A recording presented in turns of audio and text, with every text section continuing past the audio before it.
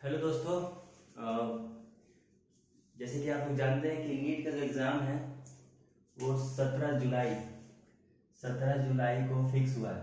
17 जुलाई को फिक्स हुआ है और ये मान के चलिए कि जो डेट है आपका वो फिक्स है और ये डेट पोस्टपोन हो आगे बढ़े इसका कोई कारण तो नजर नहीं आता। सब कुछ तो अब लगभग अब इंडिया में सब सही है, कोई कोरोना नहीं है, इसलिए अब ये मत सोचिए कि डेट आगे बढ़ सकता है। ये डेट फिक्स है। तो 17 जुलाई का जो डेट फिक्स हुआ है इसके रिगार्डिंग मैं एनसीईआरटी बायोलॉजी का रिवीजन में करवा रहा हूँ बच्चों को। तो मैं रैंडम चैप्टर सिलेक्ट कर रहा हूँ पढ़ाने के लिए। क्लास 12 से मैंने फ्लावरिंग रिप्रोडक्शन पढ़ाया है और अभी 11th से मैं आपको केमिकल कोडेक्स हार्मोन चैप्टर जो बायोलॉजी का सबसे लास्ट चैप्टर है हार्मोन चैप्टर उसका रिवीजन कर रहा हूँ। मेरा बायोलॉजी पढ़ाने का सिर्फ एक ही क्या बोलते हैं एक ही स्टाइल है कि मैं एनसीईआरटी की लाइनें आपको बताऊं। एनसीईआरटी की लाइन बाई लाइन आपको अगर पकड़ में आती हैं, समझ में अगर आ जाती हैं और वो पढ़ाई चीज़ें अगर कोई एग्जाम हॉल तक याद रहती हैं तो आपका काम बन जाएगा। ठीक है। तो चैप्टर नंबर 22 है लास्ट का, केमिकल कोऑर्डिनेशन और इंटीग्रेशन। देखिए इस चैप्टर को पढ़ाने का सिर्फ मेरा मकसद यही है कि अगर मैं सीक्वेंस से पढ़ाता, सीक्वेंस से अगर मैं आपको पढ़ाऊँ तो वक्त लगेगा चैप्टर 1 से 22 तक आने में, तो आगे से पढ़ते जाएंगे, पीछे से आप भूलते जाएंगे। तो मैं रैंडम कहीं से भी एक चैप्टर स्टार्ट कर दूंगा। अगर आप मुझे यूट्यूब पर देख रहे हैं और कमेंट्स में अगर अपना फेवरेट चैप्टर या कोई ऐसा चैप्टर जो आपको समझ में नहीं आता और मुझसे पढ़ना चाहते हैं, मुझसे समझना चाहते हैं, तो आप कमेंट्स में अपना नाम, अपने शहर का नाम से कमेंट्स में और चैप्टर का नाम मुझे कमेंट्स कर दीजिए। मैं बाकायदा आपका नाम लेके वीडियो बनाऊंगा कि मैं सपोज में आपका नाम रवि है तो बोला कि रवि के लिए मैं वीडियो बना रहा हूँ जो फलाने शहर में रहते हैं। ठीक है। अब मैं कोई भी चैप्टर रैंडम उठाऊंगा। जैसे क्लास 12 में रिप्रोडक्शन इन फ्लावरिंग प्लांट्स पढ़ा रहा हूँ चैप्टर नंबर 2 और 11th में चैप्टर नंबर 22 पढ़ा रहा हूँ। अगर मैं 11th का चैप्टर नंबर 22 खत्म होने के बाद मैं सीधा रेस्पिरेशन इन प्लांट्स पढ़ाऊंगा और वहाँ अगर वो फ्लावरिंग खत्म हो जाता है तो रिप्रोडक्शन का मैं ह्यूमन रिप्रोडक्शन का दोनों चैप्टर में पढ़ाऊंगा लगातार। रिप्रोडक्टिव हेल्थ और ह्यूमन रिप्रोडक्शन वो पढ़ाऊंगा। ऐसे ही रैंडम कोई भी एक चैप्टर सेलेक्ट करूंगा और आपको पढ़ाना शुरू करूंगा। इससे आपको ना कोई भी एक चैप्टर रिवीजन हो जाएगा और जैसे जैसे मैं बताऊंगा वैसे ऐसा पढ़ते रहिएगा। तो प्लीज आप अपने हाथ में एनसीईआरटी बुक, पेन, पेंसिल और एक कॉपी रख लीजिए जिसमें आप नोट्स बनाते हैं। अगर जो जगह बचती है आप एनसीईआरटी बुक पे लिख लीजिए। अगर फिर भी आप चाहते हैं कि एनसीईआरटी बुक में ना लिखूँ, मैं कॉपी पे लिखूँ, तो आप कॉपी पे लिख लीजिए। चलिए एनसीईआरटी की लाइनें पढ़ते हैं, उसे डिस्कस करते हैं। देखिए जितना वक्त लगेगा उसमें हम इस चैप्टर पे देंगे, ना ज़्यादा फास्ट जाएंगे ना ज़्यादा स्लो जाएंगे। कई कई देखते हैं कि टीचर लोग वन शॉट के नाम पे या तो बहुत लेस अमाउंट डाल रहे हैं या फिर वन शॉट के नाम पे 8-8 घंटे 9-9 घंटे का वो बोलते हैं कि वन शॉट है। वन शॉट 8 घंटे की वीडियो नहीं होती कभी भी। आपको सब पार्ट वाइज बना देते हैं ताकि बच्चे रिलैक्स होकर पढ़ सके। लाइव क्लास में 8 घंटा पढ़ना एक बहुत बड़ा चैलेंज है, बच्चों को नहीं पढ़ सकते, वो सिर्फ मजाक है। चलिए एनसीईआरटी की बुक निकालिए और मेरे साथ केमिकल कोऑर्डिनेशन के चैप्टर पढ़ना शुरू कीजिए। चलिए पहले मैं कोऑर्डिनेशन का मतलब समझा दूं कि कोऑर्डिनेशन से क्या है। देखिए कोऑर्डिनेशन, देखिए मेरे वीडियो को स्लो लग रहा है तो प्लीज आप इसे कम से कम 1.5 पे रख लीजिए या 1.25 पे रख लीजिए। स्पीड यूट्यूब में फीचर है स्पीड बढ़ाने का, आप उस स्पीड पे रख लीजिए। कोऑर्डिनेशन का मतलब है कि बॉडी, अगर हमारा बॉडी को चलाने के लिए सिर्फ एक ही सिस्टम है हमारे पास, सीएनएस है। सीएनएस है सेंट्रल नर्वस सिस्टम, यानी हमारा brain, central nervous system brain. एक है ब्रेन और एक है स्पाइनल कॉर्ड। ठीक है, ब्रेन और स्पाइनल कॉर्ड है हमारे बॉडी को कोऑर्डिनेट करने। कोऑर्डिनेट का मतलब है साथ साथ मिला के चलना, कोऑर्डिनेशन। और इसी के साथ एक और टर्म आता है इंटीग्रेशन। ठीक है, कोऑर्डिनेशन इंटीग्रेशन, इन दोनों का मतलब ये होता है कि कोई भी काम करना है एक दूसरे के सहयोग से करना है और साथ साथ करना है।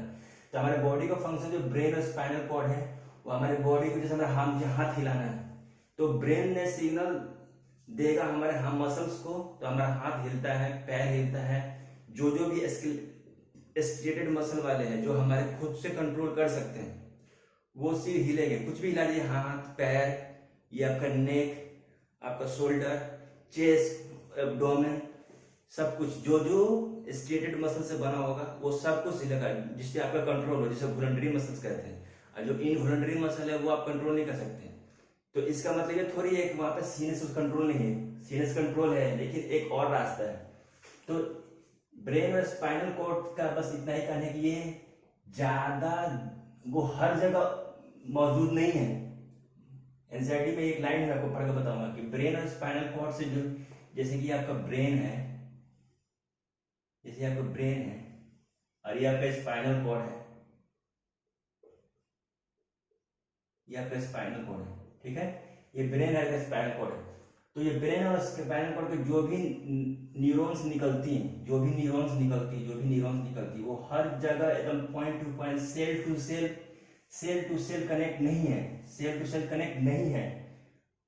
आप लोग लगता है कि जो हमारा न्यूरल सिस्टम वो हर जगह मौजूद है, जी गलत है। आप एक खास जगह का टिश्यू पे सिर्फ एक ही न्यूरॉन्स आते हैं और वो न्यूरॉन सिग्नल भेज के पूरे टिश्यू को कंट्रोल करती है, किसी बोन की किसी एक एरिया पे रहती है और उसे कंट्रोल करती है। लेकिन तो नेचर ने क्या किया कि ऐसा सिस्टम बनाया कि जहां तक ये सिग्नल्स ना पहुंच पाए वहां पे हम केमिकल्स के थ्रू पहुंचाएं। तो फिर हमारे बायोलॉजी में बायोलॉजिकल सिस्टम ने एक और सिस्टम खुद को डेवलप कर लिया, वो है इंडोक्राइन सिस्टम। एक और सिस्टम आया, इंडोक्राइन सिस्टम। ये क्या अपने आप में सिर्फ एक केमिकल्स है, एक केमिकल्स है जो हमारे ब्रेन के डायरेक्शन से रिलीज होती है। ब्रेन हमें डायरेक्ट करता है और वो रिलीज होती है। ब्रेन हमें एक इंडोक्राइन सिस्टम है जो एक तरह का केमिकल है जो हमारे ब्रेन हमें डायरेक्ट करता है, वो रिलीज होती है ब्रेन से।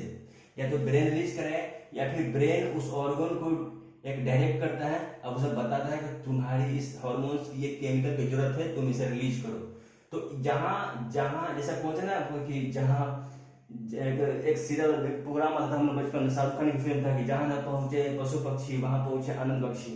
तो उसी तरह जहां जहां ब्रेन और स्पाइनल कॉर्ड की नसें नहीं पहुंचती है ना, वहां पे ये इंडोक्राइन के केमिकल्स पहुंचती है ताकि बॉडी को कोऑर्डिनेट और इंटीग्रेट कर सके चलाने के लिए। अब मैं इसके बाद सीधा आपको एनसीईआरटी की लाइनें पढ़ूंगा और आप इस बात को समझ गए। आप लोगों की वीडियो पॉज करके आप इसे लिख लीजिएगा, ठीक है। आइए मैं एनसीईआरटी की लाइनें पढ़ने शुरू करता हूँ आपके लिए। चलिए देखिए, you have already learned that the neural system provide a point to point rapid contraction among organs। अगर ये हमारा ब्रेन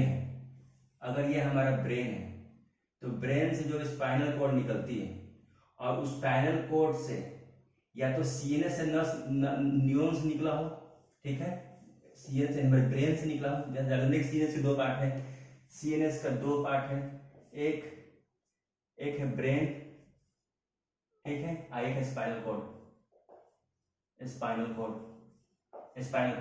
यदि ब्रेन से जो नसें निकलती हैं और ये हमारे वर्टिब्रल कॉलम है स्पाइनल कॉर्ड से जो नसें निकलती हैं वो पॉइंट टू पॉइंट कोऑर्डिनेशन, जैसे कि ये मुझे हाथ को मोड़ना हो तो यहाँ से एक नसें निकल के एक दूसरे से जुड़ते हुए जाके मेरे हाथ को कॉन्ट्रैक्ट करेगी,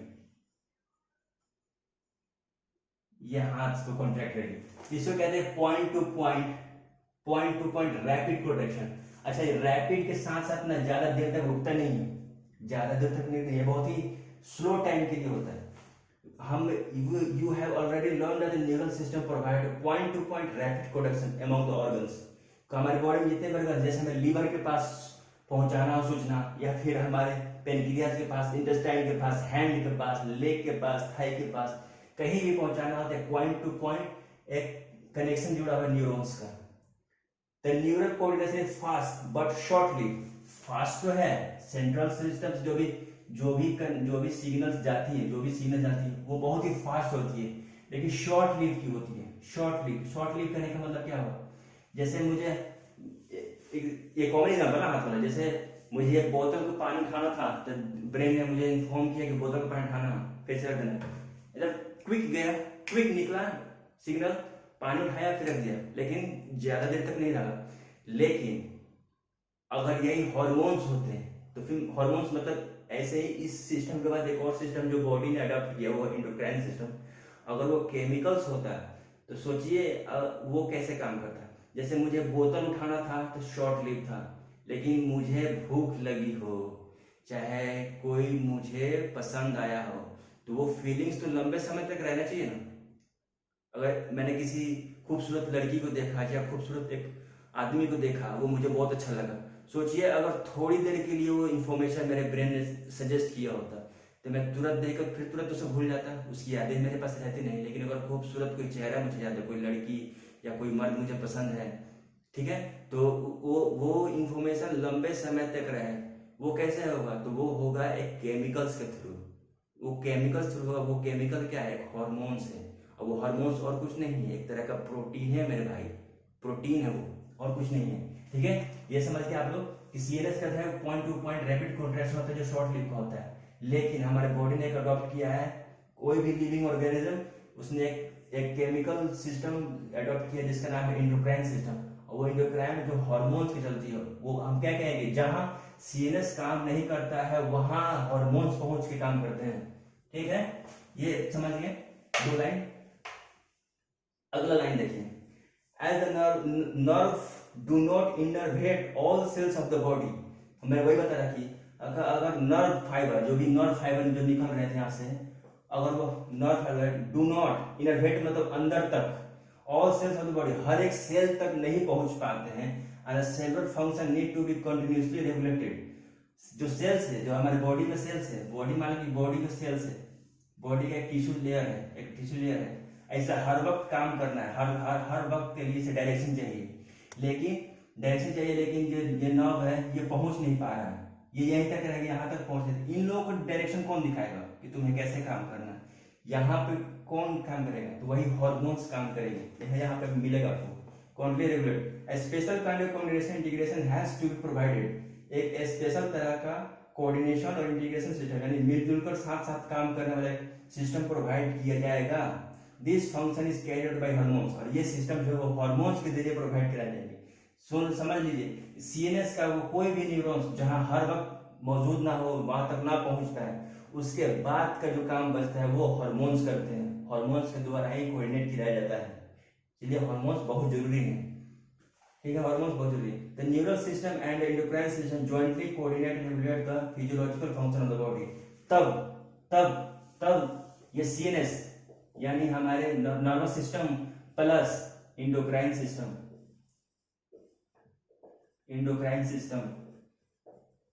ये दोनों मिलकर हमारे बॉडी फिजियोलॉजिकल फंक्शन को कंट्रोल करते हैं।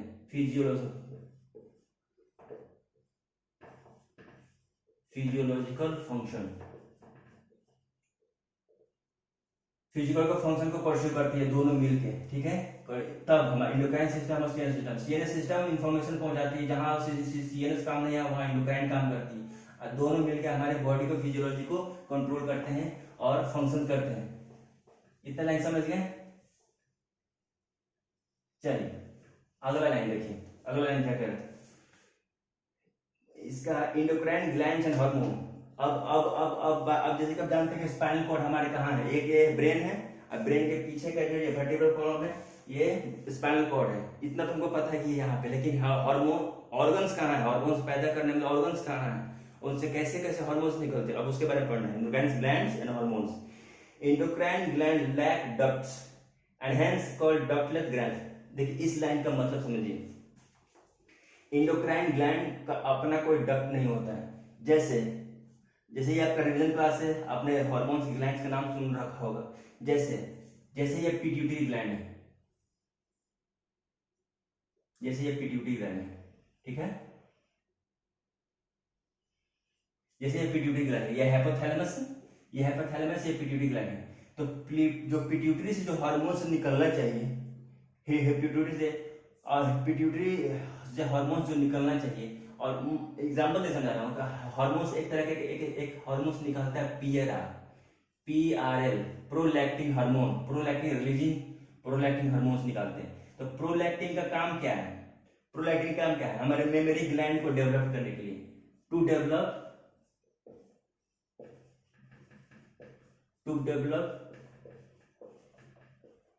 Memory gland.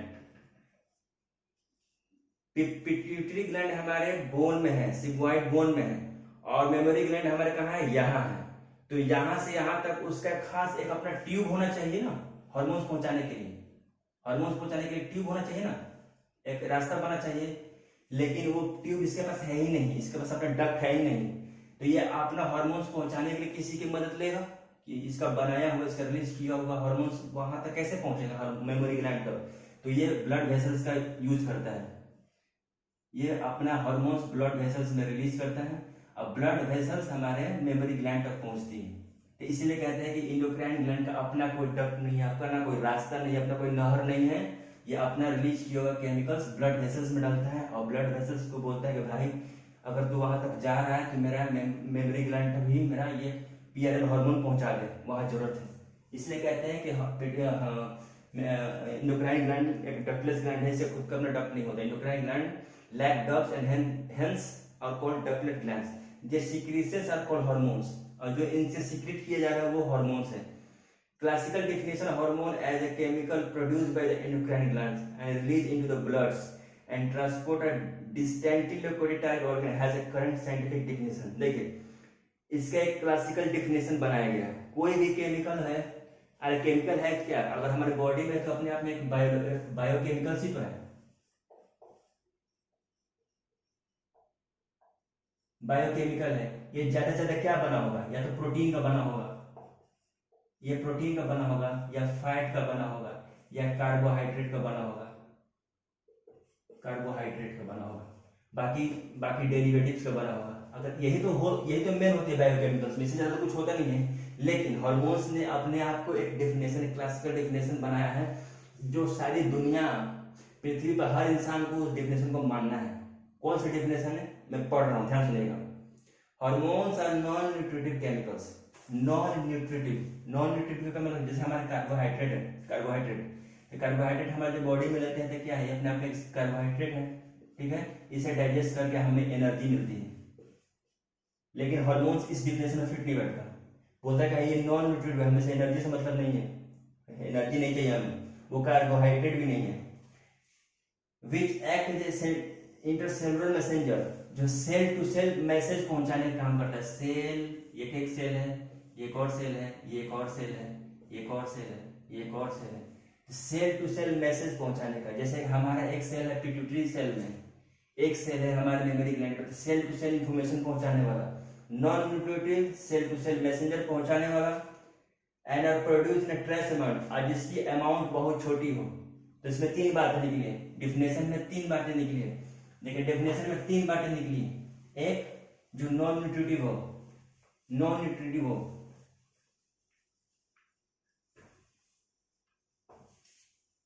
नॉन न्यूट्रिटिव, पहला पॉइंट इसमें नॉन न्यूट्रिटिव हो, इस बात को याद रखिएगा। नॉन न्यूट्रिटिव, ट्रू फॉल्स में पूछा जा सकता है आपसे, नॉन न्यूट्रिटिव, ठीक है। तीसरा है सेल टू सेल मैसेंजर, चौथा है cell to cell messenger and in a trace amount. इसमें तीन बात है, इसको बात को याद रखिएगा। नॉन न्यूट्रिटिव मैसेंजर और स्ट्रेस अमाउंट, यानी बहुत ही कम मात्रा में निकली हो, ज्यादा मात्रा की जरूरत नहीं, मतलब छोटा सा केमिकल्स बहुत बड़ा काम करते हैं, मतलब छोटा माल बड़ा धमाका वाला बात है, ये बड़ा धमाका होता है। ये इसका डेफिनेशन है, non nutritive messenger, trace amount. इसके डेफिनेशन में क्लासिकल डेफिनेशन है, जो हर बुक्स में आपको इतनी बातें मिलेगी, यही बातें सबको मानना ही पड़ेगा, ठीक है। The new definition covers a number of new molecules in addition to the hormones secreted by the organelle endocrine glands। इस definition का एक नया हार्मोन है। अगर कोई भी केमिकल मैसेंजर, कोई भी और बायोलॉजिकल कंपाउंड, अगर वो फैट, कार्बोहाइड्रेट, प्रोटीन, लिपिड, अगर ये सब नहीं है, और ये इसके इस हिसाब के साथ एक नया डिफिनेशन निकल गया है, ठीक है। Invertebrates for very simple endocrine system. Vertebrate क्या है, जो हम, जैसे हम मैमल्स, वो वर्टिब्रेट में आते हैं हमारे। अगर आपने पढ़ा होगा मैमल और क्लासिकल मैमल्स, तो स्पॉन्ज से लेके हेमिकोडेक्ट, ठीक है। तो इन लोगों के पास बहुत ही सिंपल है, इन लोगों के पास सिंपल इंडोक्राइन सिस्टम है, सिंपल इंडोक्राइन सिस्टम। और हमारे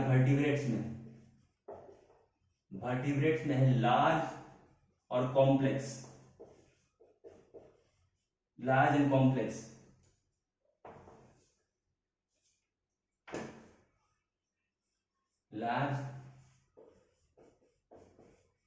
लार्ज एंड कॉम्प्लेक्स और वर्टिब्रेट में, ठीक है।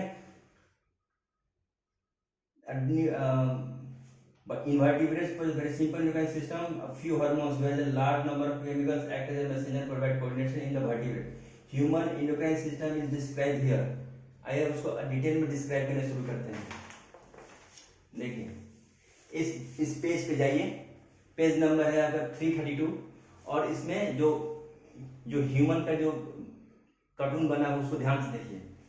इसमें क्या है, एक पेनियल है, एक हाइपोथैलेमस है, एक पिट्यूटरी है, ठीक है। उसके बाद है हमारे यहाँ पे है थायराइड और पैराथायराइड, उसके जस्ट नीचे है थाइमस, उसके बाद नीचे है पेनक्रियास और किडनी के ऊपर दो टापू की तरफ बने हुए एड्रेनल है। उसके बाद नीचे हमारे गोनाडल सिस्टम में जाइए, अगर आप मेल हैं तो टेस्टिस मिलेगा, अगर आप फीमेल हैं तो ओवरी मिलेगी। ये सब हमारे इंडोक्राइन ऑर्गन्स हैं जहाँ पे हमें हार्मोन्स मिलेंगी। आप इसका जो पोजीशन है आप अपने दिमाग में याद कर लीजिए, काफी इंपॉर्टेंट है, लेवलिंग में आपसे पूछा जा सकता है। देखें human endocrine system, endocrines glands and hormones producing diffuse tissue cells located in a different part of our body। पहले यहाँ पे diffuse tissue का मतलब समझ लीजिए। diffuse tissue का मतलब क्या है, देखिए जब आप एमबीबीएस के कॉलेज में जब जाएंगे, भगवान के आप सब जाएं, आपको मौका मिले एमबीबीएस में पढ़ने का, एमबीबीएस स्कूल में जाएंगे तो हिस्टोलॉजी में जो एनाटॉमी पढ़ाई जाती है वहाँ पे दो तरह के टिश्यू आपको पढ़ने को मिलेंगे, मैंने क्लासिफिकेशन वाइज। एक होगा फोकल टिश्यू, फोकल टिश्यू, ठीक है, एक होगा डिफ्यूज टिश्यू। फोकल टिश्यू वो है जो हमारे अपने खुद के नेकेड आई से हम देख ना सकें। फोकल टिश्यू वो है जो हम अपने नेकेड आई से देख ना सके, उसके लिए माइक्रोस्कोप की जरूरत पड़ेगी, माइक्रोस्कोप की जरूरत पड़ेगी। जैसे हमें थायराइड, जो हमारे गले के ऊपर जो थायराइड है,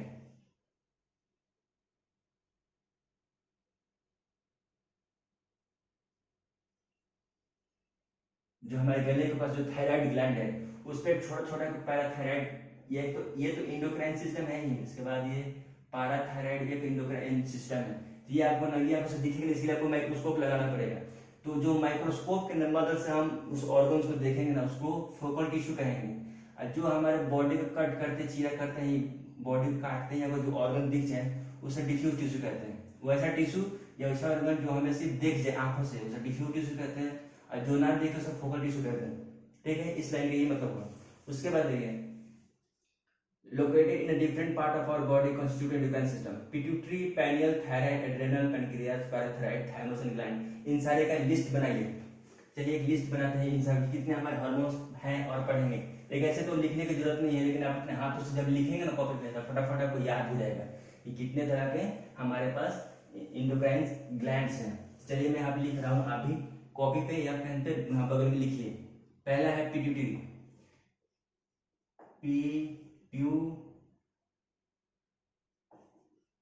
पिट्यूटरी। दूसरा है पाइनियल, ठीक है, पाइनियल। उसके बाद है थायराइड, थायराइड। उसके बाद है एड्रेनल, एड्रेनल। उसके बाद है पैनक्रियास, पैनक्रियास। उसके बाद है पैराथायराइड, थायराइड, ठीक है। उसके बाद है थाइमस, थाइमस। उसके बाद है गोनाड्स, गोनाड्स। चलिए 1 2 3 4 5 6 7 8 तरह के इसमें हमें मिले, 8 तरह के थायराइड ग्लैंड हमें पढ़ना है इसके डिटेल में। तो चलिए एक ध्यान से इसके लोकेशन हम लोग पता कर लेते हैं कि एक्चुअली में होते क्या है, ठीक है। बहुत गर्मी लग रही है रूम में। चलिए पिट्यूटरी, पिट्यूटरी कहाँ है, अगर ये हमारा ब्रेन है, अगर ये हमारा ब्रेन है, ठीक है, अगर ये हमारा ब्रेन है तो ब्रेन में एक एरिया है थैलेमस, थैलेमस से कनेक्टेड करके है पिट्यूटरी ग्लैंड ब्रेन में, ठीक। ब्रेन में थैलेमस। पाइनियल कहाँ है, तो पाइनियल भी जस्ट इसी के ऊपर में, पाइनियल। ये है पिट्यूटरी, पिट्यूटरी, ये है पाइनियल, ठीक है। उसके बाद थायराइड, थायराइड जैसे आप अपने नेक साइड में आएंगे, नेक साइड में आएंगे तो ये एक हमारे जो हमारा ट्रैकिया है। ट्रैकिया किसको बोलते हैं, ट्रैकिया कौन है, खाने वाला पाइप है या सांस वाला पाइप है, सांस वाला पाइप है, ठीक है, ट्रैकिया, ट्रैकिया, ठीक है, ट्रैकिया के पास, ट्रैकिया के ही पास, ट्रैकिया के ही पास दो ऐसे करके यहाँ पे ये थायराइड है, ये थायराइड है, थायराइड ग्लैंड है, ठीक है। उसके बाद एड्रेनल, एड्रेनल आइए नीचे, नीचे आइए, नीचे, नीचे आइए। अगर ये हमारा किडनी है, किडनी के ऊपर दो टापू की तरह जो है बने होंगे, ये क्या है, ये एड्रेनल ग्लैंड है, एड्रेनल ग्लैंड है। अगर डाइजेस्टिव सिस्टम से गुजरते हुए अगर स्टोमक के बाद आए, ये स्टोमक के बाद है, ड्यूडेनम के पास है, ड्यूडेनम के पास एक लीफ लाइक स्ट्रक्चर बनी हुई, एक लीफ है, ये क्या है, ये पैनक्रियास है, ये पैनक्रियास है, ये एड्रेनल है, ठीक है, ये एड्रेनल है। फिर क्या है, पैराथायराइड, थायराइड के बाद ही इसके स्ट्रोमल टिश्यू में दो चार होंगे, चार, इनके चार होती है, ये पैराथायराइड है। उसके बाद थाइमस ग्लैंड है, थाइमस क्या है, ये कि हमारा स्टर्नम है, जिससे हमारा रिब्स निकली हुई है, ठीक है, रिब्स निकली हुई है, तो थाइमस यही बीच एक सेंटर पर होगी थाइमस। गोनाड्स क्या है, तो गोनाड्स दो पार्ट में होती है, मेल के लिए और फीमेल में, ठीक है, मेल और फीमेल, मेल के लिए और टेस्टिस, टेस्टिस, ओवरी फीमेल में। इतनी सारी बातें हमें जो डिटेल में पढ़नी है, चलिए एक एक करके हम पढ़ेंगे। लोकेशन आपको पता हो गया, याद हो गया, इसे लिखने की जरूरत नहीं थी, मेरा टाइम वेस्ट था, लेकिन लिखने से क्या होगा कि आप एक, अगर आपने खुद से ईमानदारी से हमने लिखने की कोशिश की होगी तो आपको पोजीशन आपको याद हो गया, कौन सा ऑर्गन्स किस लोकेशन पर है, हमारे बॉडी में कहाँ है, ठीक है। चलिए बुक निकालिए और पढ़िए, ठीक है। इन एडिशन टू दिस, इसके अलावा सम अदर ऑर्गन्स जैसे gastrointestinal, intestinal tract, liver, kidney, heart also produce hormone. इन सब के अलावा, इन सब के अलावा जीआईटी जैसे gastrointestinal tract, kidney, heart, heart, kidney, एक ये जो एड्रिनल ग्लैंड है ये किडनी के ऊपर ही है, ठीक है, किडनी के ऊपर एड्रिनल ग्लैंड है, लेकिन किडनी के भी अंदर मेडुला और कॉर्टेक्स रीजन में, मेडुला और कॉर्टेक्स रीजन से भी कुछ हार्मोन्स निकलते किडनी के, तो किडनी भी का अंदर का पार्ट भी एक वो है, हार्मोनल सीक्रेट करने वाले सेल्स किडनी में मिलते हैं, हार्ट में भी मिलती है, लीवर में भी मिलती है, लीवर में भी मिलती है, ठीक है, लीवर में मिलती है। 1 2 3 4 ये 4 तरह के हार्मोन हो गए जो एक्चुअल में इंडोक्राइन ऑर्गन नहीं है, लेकिन यहाँ से भी हार्मोन्स निकलती हैं, ये एक्चुअल ऑर्गन है, ये 4 एक्चुअल ऑर्गन नहीं है, ठीक, ठीक। A brief account of the structure and function of all the major endocrine glands and hypothalamus, hypothalamus of the human body is given in the following section, ठीक, इस section में देख लीजिए। अब मैं एक एक करके कुछ जगह दिखाऊंगा, पहले ब्रेन देख लेते हैं, ब्रेन में आपको कहाँ दिखेगी, ये लिख लिया आप लोगों ने, वीडियो पॉज करके फटाफट लिख लीजिए, चलिए।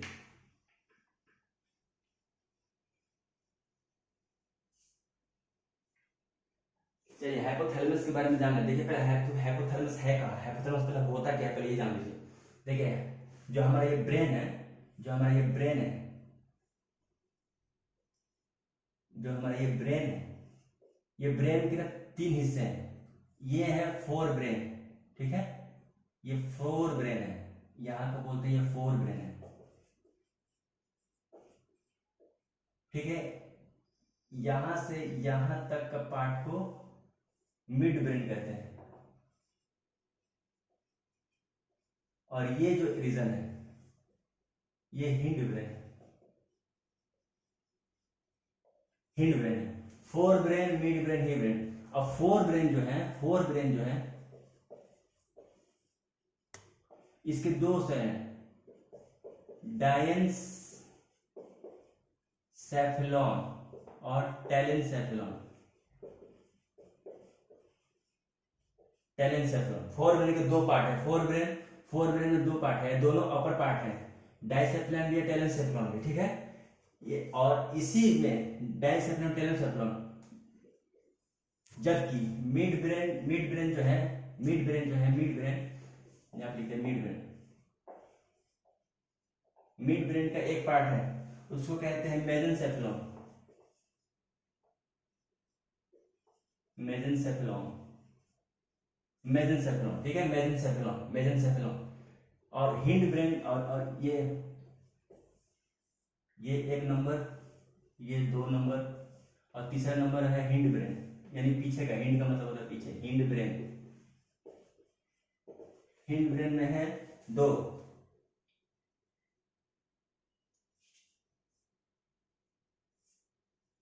मेटासेफेलम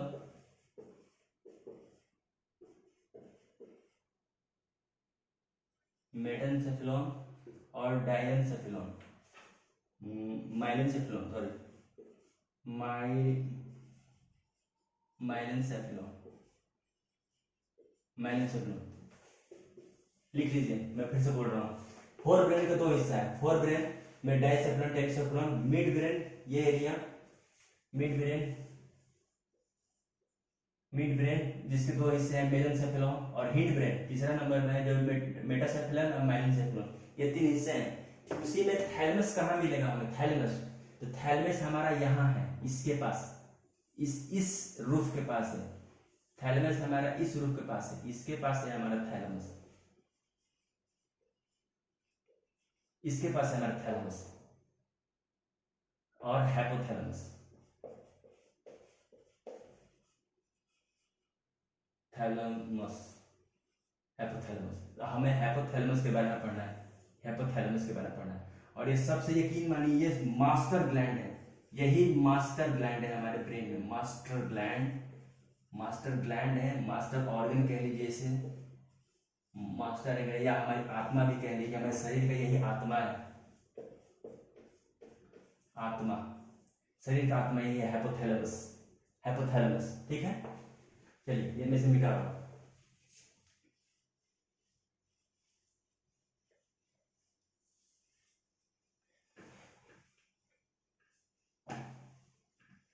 चलिए हाइपोथैलेमस के बारे में देख लेते हैं। As you know hypothalamus is a basal part of the diencephalon, basal part of diencephalon, जैसे मैंने बताया कि अब जब जो नोट्स हमने लिखवाया था वहां ध्यान दीजिए कि 4 ब्रेन के पास है एक डाइसेफेलॉन, ठीक है, डाइसेफेलॉन के नीचे हिस्से में, जैसे हमारा ब्रेन है, ये है 4 ब्रेन का एरिया, इसके नीचे बेस पार्ट पे एक थैलेमस लटका हुआ है, एक स्ट्रक्चर लटका हुआ है, ठीक है, उसके डायसेफेलॉन के बेस पे, मैंने बेस किसको बोलते हैं, नीचे सतह, नीचे का सतह, तो ये डायसेफेलॉन के सतह के नीचे एक स्ट्रक्चर इसमें लटका हुआ है, इसी को बोलते हैं हाइपोथैलेमस, हाइपोथैलेमस, थैलेमस, हाइपोथैलेमस, ठीक है, हाइपोथैलेमस, डायसेफेलॉन, 4 ब्रेन का डायसेफेलॉन वाले बेसल से पार्ट पे हाइपोथैलेमस है, तो क्या देखेगा, 4 ब्रेन के डायसेफेलॉन के बेसल पार्ट पे हाइपोथैलेमस है, 4 ब्रेन के डायसेफेलॉन के बेसल पार्ट पर, 4 ब्रेन के डायसेफेलॉन के बेसल पार्ट पर हाइपोथैलेमस है, नीचे तरफ लटका हुआ है, ठीक है। And it regulate a wide spectrum of the body, wide शब्द को घेरा लगा लीजिए, वाइड, जैसे कि मैंने बताया कि एक मास्टर ग्लैंड है, तो मास्टर का काम है कि सारा का सारा काम अकेले देखना, छोटा काम तो करना है, ये वाइड है ना कि नैरो, ये नैरो काम नहीं है इसका, इसका वाइड काम है, काफी लंबा चौड़ा काम देखता है अकेले, wide spectrum. It contains several group of neurosecretory cells called nuclei. अब मुझे यहाँ पे ट्रिकी सवाल है, अगर ये हाइपोथैलेमस है, हाइपोथैलेमस है, अगर ये इंडोक्राइन ग्लैंड है, अगर ये हाइपोथैलेमस, अगर ये हाइपोथैलेमस, मैं लिख रहा हूं हाइपोथैलेमस फिर से,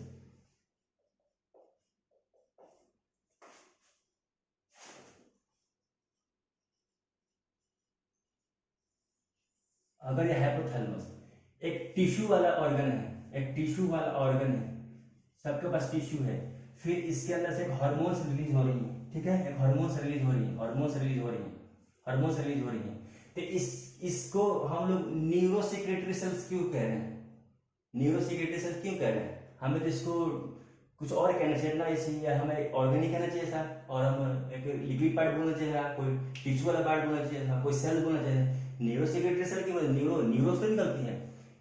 अगर हमारा एक ब्रेन है, अगर हमारा सीएनएस है, तो सीएनएस से हमारे पास एक नर्व कॉर्ड होती है, न्यूरॉन्स होती है, जिसमें एक मैसेंजर निकलती है, एक नर्व निकलता है, सिग्नल्स निकलती है जो केमिकल नहीं होता है, ठीक है।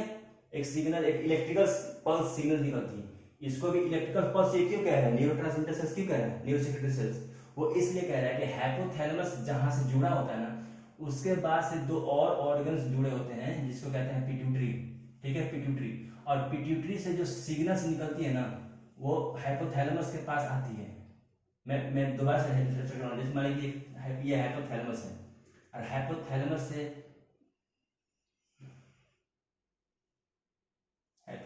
से पिट्यूटरी ऑर्गन ऐड है। ये हाइपोथैलेमस है, ये पिट्यूटरी है। तो पिट्यूटरी को कंट्रोल करने के लिए एक यहां से ये सेल बॉडी है ना, निकल गया, माइक निकल गया,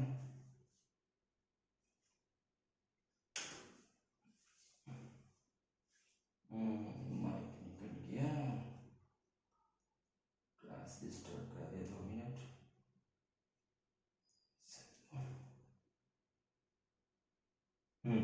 चल, ये जो हमारे जो नर्व सेल्स है,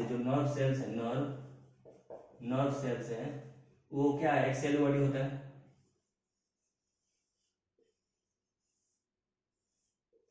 एक सेल बॉडी होता है, उसके पास एक एक्सॉन होता है, और लास्ट में निकलने वाला डेंड्राइट होता है, ठीक है, डेंड्राइट होता है, सेल एक्सॉन डेंड्राइट। तो वो ऐसा ही एक सिस्टम यहाँ पर होता है। अगर ये मान लीजिए कि सेल है, ये एक सेल बॉडी है, ये एक सेल है, बॉडी का सेल बॉडी है, इसके पास निकलेगा एक एक्सॉन, और एक्सॉन के बाद नर्व एंडिंग होगा। तो हाइपोथैलेमस को न्यूरोसेक्रेटरी सेल इसलिए कहते हैं कि इसमें वाकई में एक न्यूरॉन सेल होता है जो इंडोक्राइन ग्लैंड तक पहुंचता है, दूसरे इंडोक्राइन पिट्यूटरी तक पहुंचता है, और इसे डायरेक्ट करता है कि तू अब काम करो। यहाँ से सूचना यहाँ पहुंचती है कि तुम्हारे फलाने नाम का हार्मोन रिलीज करना है, इसीलिए इसको न्यूरोसेक्रेटरी सेल्स कहते हैं। समझ गए आप लोग, न्यूरोसेक्रेटरी सेल इसलिए इसे कहते हैं सेल कॉल्ड न्यूक्लियाई। अगर अच्छा एक और सवाल, न्यूक्लियाई भी क्यों कहते हैं? दो तरह का न्यूरॉन है, एक गैंग्लिया कहते हैं, नर्व सेल्स को दो नाम होती है हमारे, एक को न्यूक्लियाई कहते हैं, एक गैंग्लिया कहते हैं। गैंग्लिया क्यों कहते हैं बताइए मुझे। देखिए अगर सीएनएस, अगर ये देखिए हम लोग कहाँ पढ़ रहे हैं, ब्रेन में पढ़ रहे हैं, अभी हम लोग ब्रेन में पढ़ रहे हैं। ब्रेन किसका पार्ट है? सीएनएस का। सीएनएस में दो हिस्से होते हैं, ब्रेन और स्पाइनल कॉर्ड। तो जो भी नर्व फाइबर सीएनएस में आता हो, सीएनएस के अंदर, सीएनएस मतलब ये न्यूक्लियाई सिर्फ और सिर्फ ब्रेन और स्पाइनल कॉर्ड में हो तो इसे न्यूक्लियाई कहेंगे।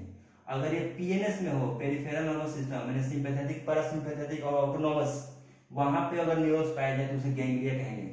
इसे याद रखिएगा। न्यूक्लियाई कह रहे हैं क्योंकि हम ब्रेन का पार्ट में पढ़े थे न्यूक्लियाई। अगर हम लोग यही नर्व, अगर हम लोग किसी और जगह पढ़ रहे थे, हमारे किसी हाथ पे पढ़ रहे थे, बोर्ड पैर के पास पढ़ रहे थे, जैसे हम पीएनएस का हिस्सा होता है, पीएनएस में हम लोग गैंग्लिया कहते हैं। ठीक, इसे याद रहेगा। चलिए आगे की लाइन देखिए। Nuclei which produce hormones. These hormones regulate the synthesis and secretion of pituitary hormones. जी हाँ, हाइपोथैलेमस खुद अपना कोई हार्मोन्स नहीं बनाता है, वो भी बनाता है, लेकिन ये बेसिक काम है इसका पिट्यूटरी को डायरेक्ट करना, निर्देश देना, दिशा निर्देश देना कि तुम्हें अब हार्मोन्स रिलीज करनी है, ये बेसिकली पिट्यूटरी ग्लैंड को डायरेक्ट करता है, ठीक, पिट्यूटरी ग्लैंड को। However, जबकि hormones produced by hypothalamus are of two types.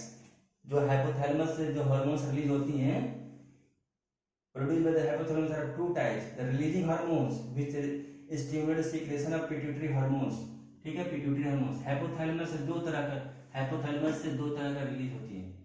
Hypothalamus, ये कितना बार लिखना पड़ेगा मुझे। हाइपोथैलेमस से दो तरह के हार्मोन्स रिलीज होती है, एक रिलीजिंग, एक इनहिबिटिंग मतलब रोकने वाला, एक रिलीजिंग, एक रोकने वाला। मतलब एक हार्मोन्स एक ऐसा सिग्नल है कि तू बोलेगा कि तू भी हार्मोन्स रिलीज कर, फिर वहीं से एक और हार्मोन्स निकलेगा, तो बोलेगा तू हार्मोन्स रिलीज मत कर, मत कर, रिलीजिंग हार्मोन या इनहिबिटरी हार्मोन्स, ठीक है, which stimulate the secretion of pituitary hormones and the inhibiting hormones which inhibit the secretion of pituitary hormones. Pituitary ये दोनों काम करते हैं, पिट्यूटरी हार्मोन पे ही काम करते हैं, पिट्यूटरी पे ही काम करते हैं। एक एक एक सिग्नल आएगा हाइपोथैलेमस से कि पिट्यूटरी को बोलेगा तू फलाना हार्मोन रिलीज कर, फिर वहीं पे सूचना आएगी कि पिट्यूटरी को बोलेगा कि तू ये फलाना हार्मोन मत कर, पिट्यूटरी को बोलेगा, ठीक।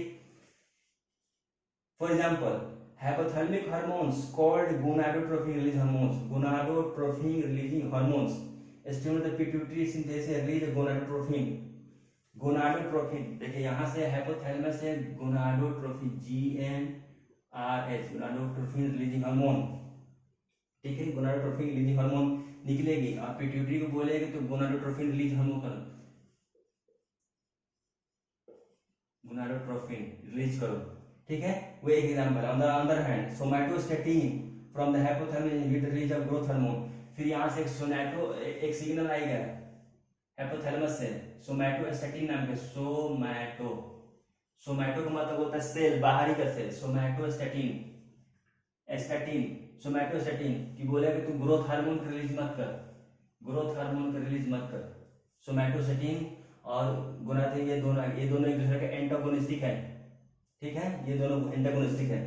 From the pituitary these hormones originate in the hypothalamic neurons passes through axon and are released from the nerve ending।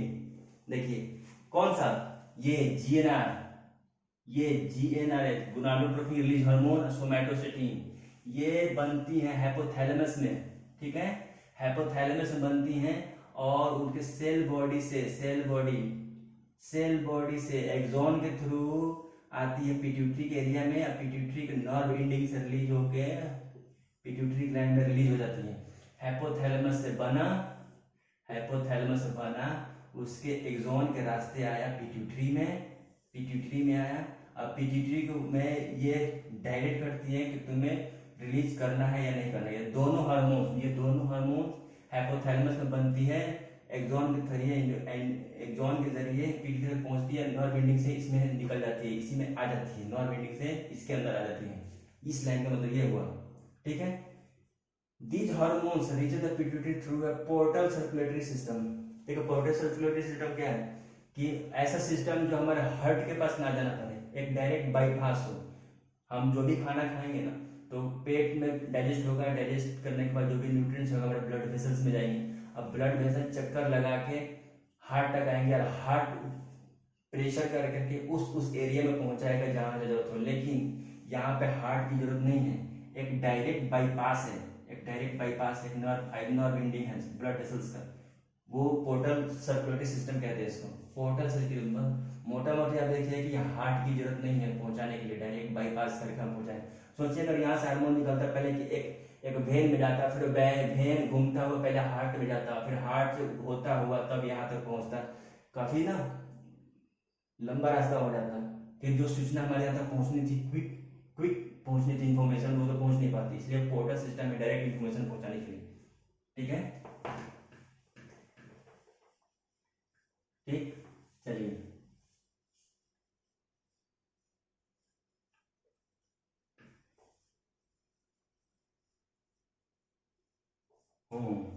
चल portal circulation regulate the function of anterior pituitary, the posterior pituitary is under the direct neural regulation of the hypothalamus।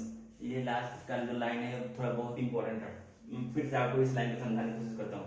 देखिए एक भी line छूटेगा, मैं सारे line by line पढ़ूंगा आपके लिए। ये जैसे कि हाइपोथैलेमस था, हाइपोथैलेमस से जो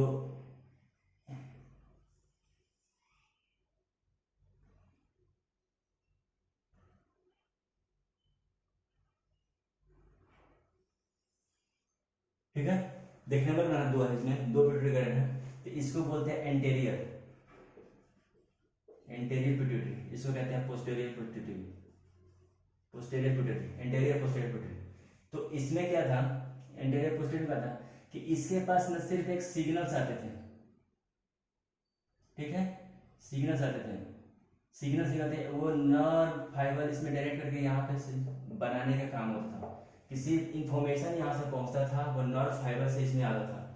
लेकिन और यहाँ पे जो भी सेल्स होती है ना, जो सेल्स होती है ना, हम आगे पिट्यूटरी ग्लैंड में पढ़ाएंगे आपको यहाँ पे किस तरह का ट्रोफिक सेल्स होती हैं।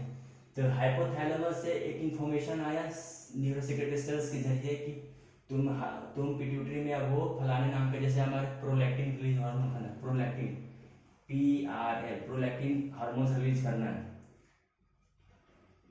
प्रोलैक्टिन रिलीज करना है। तो वहां से एक सिंपल एक इंफॉर्मेशन निकलेगा, prolactin releasing hormone PRH hypothalamus release होगा, यहाँ पे एक सेल को डायरेक्ट करेगा और वहां से PRS से PRL निकलेगा, प्रोलैक्टिन रिलीजिंग हार्मोन्स डायरेक्ट करेगा इस सेल को कि तुम अब प्रोलैक्टिन रिलीज करो, ठीक है। लेकिन ये एंटीरियर रूट में, लेकिन पोस्टीरियर क्या है कि वो दो हार्मोन्स है, एक है ऑक्सीटोसिन और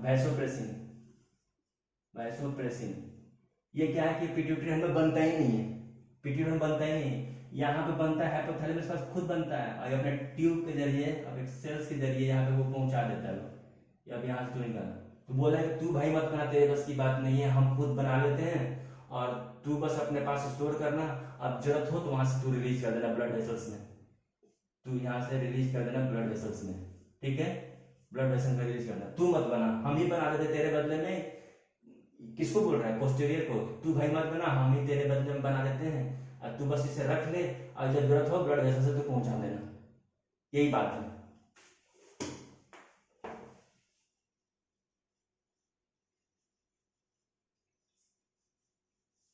चल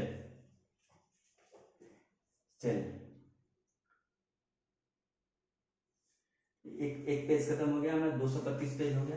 अब आइए पिट्यूटरी ग्लैंड में। पिट्यूटरी ग्लैंड जो पढ़ना बहुत जरूरी है, बहुत ही इम्पोर्टेंट है और थोड़ा सा ट्रिकी भी है, जो मैं आपको एक एक लाइन करके समझाने की कोशिश करूंगा। एक मिनट जब मैं अपना वीडियो देख लूँ कि चल रहा है नहीं चल रहा है, कि इतना सेटअप जो है वो थोड़ा सिंपल सेटअप है। आपके 47 मिनट। चलिए, हाइपोथैलेमस से वीडियो जो है वो काफी लंबा हो गया, लगभग 47-50 मिनट का हो गया।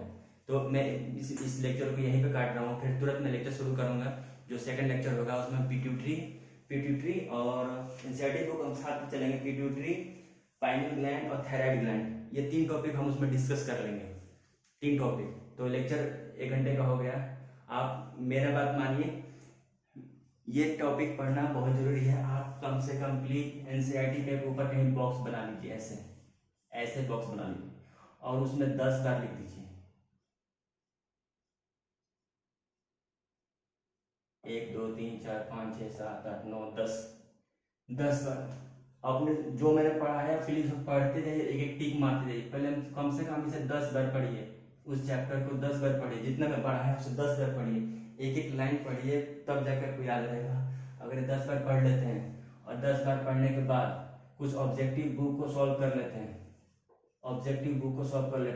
और 17 जुलाई तक को बातें अब याद रखते हैं, 17 जुलाई को एग्जाम होना है, तो यकीन मानिए आपसे एक भी क्वेश्चन नहीं छूटेगा। मेरा वीडियो देखिए, उसके बाद ऑब्जेक्टिव बुक सॉल्व करिए, कम से कम 10 बार इस चैप्टर को पढ़िए, 10 बार पढ़िए, उसके बाद एक ऑब्जेक्टिव बुक बनाइए और 17 जुलाई तक वो बातें याद रखने की कोशिश करिए, आपको बहुत फायदा होगा। याद रखिए 360 आउट ऑफ 360 लाना है, अगर इससे कम ले आते हैं तो आपका रिजल्ट नहीं होगा। 360/360 लाना है और आ जाएगा, अगर मेरे साथ पढ़ रहे हैं बिल्कुल आ जाएगा 360 आउट ऑफ 360। चलिए हम लेक्चर को अभी एंड कर रहे हैं, लेक्चर 2 में मिलते हैं। चलिए ठीक है, थैंक यू, बाय।